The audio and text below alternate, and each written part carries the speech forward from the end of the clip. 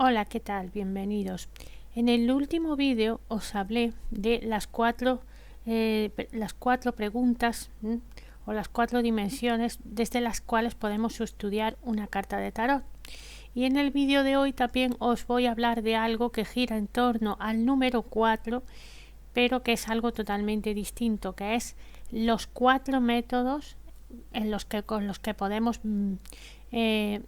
trabajar el tarot, o los cuatro modos o métodos con los que podemos leer el tarot o aproximarnos a él en general. Son cuatro métodos o cuatro formas de leer el tarot que no son excluyentes entre sí.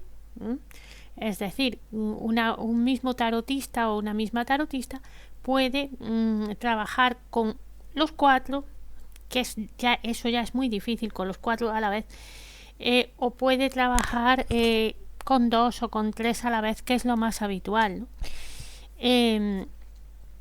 Y muchas veces esto hace que las fronteras entre un método y el otro no sean muy claras, y que incluso, como seguramente os parecerá cuando los veamos, incluso muchas veces da la sensación de que uno de los métodos o se parece al otro o entra en el terreno de otro o algo parecido. Eso es lógico porque, como muy bien comenta en su libro de tarot, Misterio, Historia y Folclore, que es un libro muy bueno que lamentablemente está en inglés, y creo que hasta en inglés está ya descatalogado. Yo tengo una edición de segunda mano muy antigua de este libro, ¿no?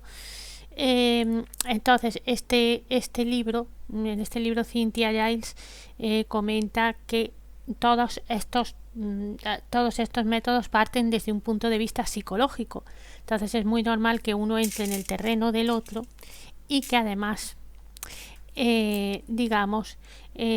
estén muy colindantes unos con otros, y algunos tarotistas los utilicen a la vez. Sin más preámbulos, os voy comentando cuáles son estos métodos. El primer método es el método analítico. Lo vamos a representar, aunque como siempre os digo, esto se utiliza con todos los palos, porque es un método de leer el tarot en las 78 cartas en general. Es un método para leer el tarot. El método analítico lo va a representar el aire y el palo de espadas, que todos sabemos que es el palo más analítico, el palo más cerebral, el palo de más inteligencia, el palo de más intelecto. Entonces, digamos que se va a representar el método analítico. ¿Cuál es el método analítico? Pues mirar las cartas, mirar sus símbolos, su simbología, mirarlas y leerlas de acuerdo a lo que representan los símbolos, y digamos decir lo que vemos y decir lo que para nosotros representa y simboliza. Es decir, ese es el método analítico. Para determinar su relevancia. Este símbolo me dice que la carta significa esto. Es un método más intuitivo, es un método más de lo que queráis, pero trabaja con lo que es la carta, lo que aparece en la carta y sus símbolos y los significados de esos símbolos, o sea, la carta tal cual. Luego está el método psíquico. El método psíquico es el que trabaja con los dones del consultante si los tiene, que os insisto, no todos los tenemos, o no todos los trabajamos, o no todos nos gusta usarlos, los tengamos o no todos somos videntes, porque este es el modo de trabajar la videncia, la mediumnidad y otros dones similares a través del tarot, es decir, utilizar el tarot como canal para estos dones. Sus símbolos son las copas, que es el símbolo de las emociones y también de la conexión psíquica. Recordarse eso que siempre decimos, que dicen muchas tarotistas, y yo lo suscribo, que por ejemplo la reina de copas es la medium del tarot. Es por eso, porque este palo representa la conexión psíquica y la conexión de evidencia y de mediumnidad. Entonces, el modo psíquico, el modo de leer las cartas utilizando los dones de evidencia, de mediumnidad, de la visión interior, de la percepción extrasensorial, llamadlo X, y a través de las cartas, es decir, no solo la información que nos llega de la carta, sino la información que se activa en nosotros al mirar esa carta de una forma, digamos, externa a la carta, que tiene que ver con nuestro don natural de ver o de no ver, de ver de tener visiones, de que nos lleguen mensajes a través de las cartas que no nos lo dan las propias cartas, pero que nos llegan cuando las echamos o cuando las tenemos delante. En mi caso no, por ejemplo, yo no tengo ese don, pero otras tarotistas sí lo tienen, y muchas tarotistas combinan la mediumnidad y la videncia con la lectura simbólica, porque no son para nada incompatibles. No son para nada incompatibles. De hecho, según me han dicho las personas que tienen ese don, la primera ayuda a controlar la segunda, es decir, la simbología de la carta muchas veces te da a entender que lo que estás viendo tiene sentido y no es de tu imaginación, sino de tu videncia. Muchas veces van de la mano. Hay otras que no, personas que no han aprendido nunca a leer el tarot, vosotras conoceréis alguna, pero que con las cartas en la mano pues ven cosas o tienen visiones que a lo mejor también las tendrían sin ellas, y gracias a eso pues realizan sus predicciones. O sea, se puede presentar de muchas maneras. Luego está el tan conocido tarot terapéutico, representado por los bastos, que son el palo de la acción, el palo de hacer cosas, ¿no? El palo de la actividad. El tarot terapéutico es el que ayuda al consultante a trabajar sus problemas, sus bloqueos, sus necesidades, sus objetivos, el significado de su vida, a sanar problemas, a sanar heridas emocionales, a ser mejor persona, a recibir consejos que le ayuden en su vida cotidiana. El tarot terapéutico hoy día está muy de moda, se hace muchísimo, mucha gente se dedica exclusivamente a tarot terapéutico para dar consejos, que está muy bien. Pero muchos de nosotros, pues digamos que lo que hacemos, yo por ejemplo, el tarot terapéutico es como un puntito yo trabajo con el tarot más bien analítico, o sea, trabajando con los símbolos y lo que a mí me dicen de forma intuitiva. Y a veces las cartas, en la información que dan, añaden, digamos, consejos, digamos, ayudas, digamos, mensajes que hacen que la persona, para ayudar a la persona a mejorar. Sobre todo si el consultante viene pidiendo eso, en mi caso. Pues su pregunta va enfocada a mejorarse como persona.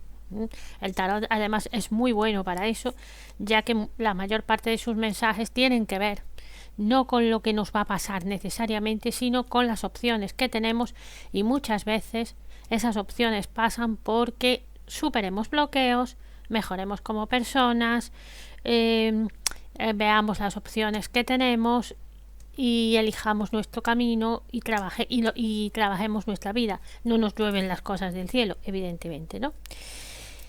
Y por último, el cuarto y último método es el método mágico. Este quizá es el más rarito. Está representado por los oros. Diréis vosotros, ¿por qué los oros tan materiales, tan money, tan del dinero? Pues muy sencillo. Ya lo hablamos hace 2 o 3 vídeos. En el vídeo de los símbolos del tarot, de los palos de los arcanos menores en el tarot Rider-Waite.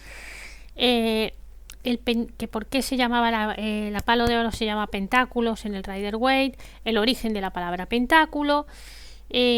Muy rápidamente os recuerdo que pentáculo viene de pantáculo, que en realidad no es una moneda ni es un dinero, sino que es un objeto de forma normalmente circular en el que se inscribía un sigil, es decir, un símbolo mágico.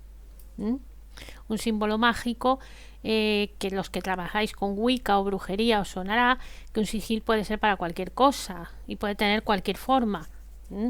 Por afinidad a la palabra pentáculo, que sonaba pentagrama, y por el valor mágico del pentagrama, que tiene 5 puntas, y representa a los 4 elementos y a la heteroquintesencia, pues White eligió ponerle a los pentáculos el pentagrama, la estrella de 5 puntas.